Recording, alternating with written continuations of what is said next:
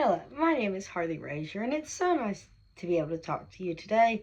Well, I want to go into what specifically my paper is all about. My paper starts with defining why a serial killer actually kills.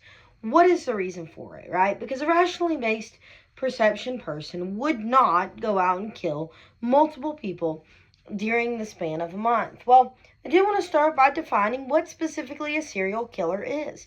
Now, a serial killer is an individual that kills about 3 or more people the span of a month with a cooling down period.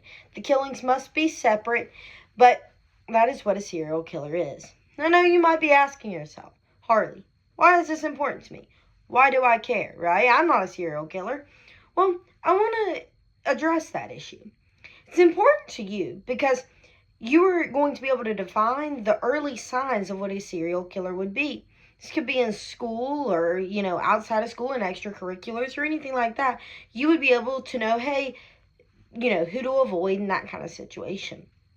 So, I want to be able to, kind of go in depth a little bit more with these issues, and I will in my paper. But some of the big topics that I would like to talk about is trauma.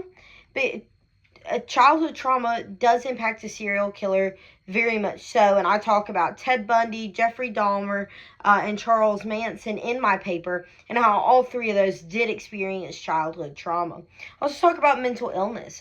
Jeffrey Dahmer had a surgery at about 4 years old, and it definitely impacted his his perception, and he experienced a lot of mental health issues from that situation. We also have this gene. It's typically called the serial killer gene. And that is what a lot of serial killers have. And actually, a lot of doctors and nurses have this gene as well. It just depends on how you go about life. That depends on if you're going to be a serial killer or not, specifically with this gene. It just makes you more susceptible to those traits. Now, what should be done about this? How do we avoid a serial killer? Or how do we try to manage this issue? In my mind, I believe that we should, combat this from a more proactive approach. Stop the problem before it even happens. So this should be typically done in elementary schools, and maybe provide funding for this as well in these schools. But I believe that some things should be, testing done on students that may be acting, extremely irregular or something like that, to be able to define if they have this gene so that they can then move forward from that. I also believe that instead of counselors in school, it should be therapists that are actually certified in this field. So that not only if it's a serial killer gene, but it also does help with other mental health issues as well.